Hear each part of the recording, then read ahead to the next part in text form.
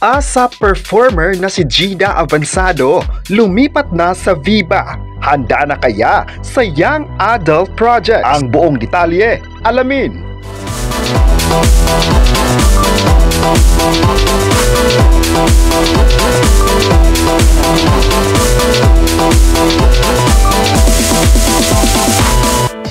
Ngayong araw, May 29, 2025, alas 11, ready na sa bagong yugto ng kanyang showbiz journey ang showbiz royalty na si Jida sa pagiging bagong ka-Viva. Nagsanib puwersa ang Universal Music Group Philippines at Viva Records para sa isang recording at publishing deal para kay Jida. Bukod pa rito, ang isang co-management contract sa Viva Artist Agency para naman sa proyekto para sa pelikula, serye at mga brand deal. In fairness, talaga namang dumadaloy ang talento sa dugo ng young singer-actress bilang anak ng original Prince of Pop na si Dingdong Avansado at ng phenomenal diva na si Jessa Zaragoza. Inilunsad ni Jida ang kanyang showbiz career taong 2017. Magmula noon, nagsimula na siyang makipagtrabaho sa ilang brands. Nakapag-release ng kanyang debut na In My Room noong June 2018 at naging regular sa ASAP at matagumpay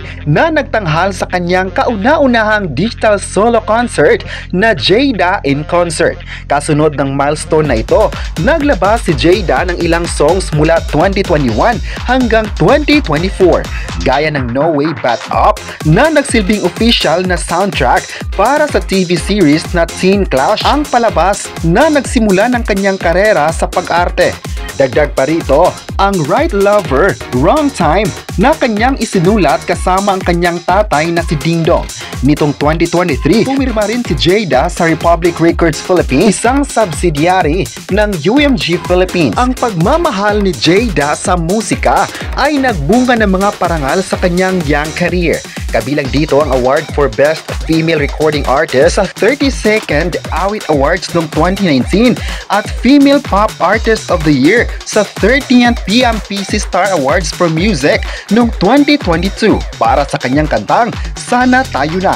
Ngayon, sa kanyang pagpasok sa patuloy na lumalaking roster ng Viva Artist Agency at pagkuha ng recording contract sa Viva Records, handa na si Jida na ipamalas palalo ang kanyang husay sa musika at pag-arte at lalo pang pagtibayin ang kanyang pangalan bilang isa sa mga pinakaabangang batang artista ng kanyang henerasyon. Present din sa media ko ni Jida ang mga executives ng Viva Entertainment sa pangunguna ni Boss Vic Del Rosario at ang anak nitong sina Vincent at Veronique, pati ang apong si Verb. Dahil dito, marami sa mga viewers at fans ni Jida ang excited na para sa kanyang bagong tahanan at sa mga proyekto.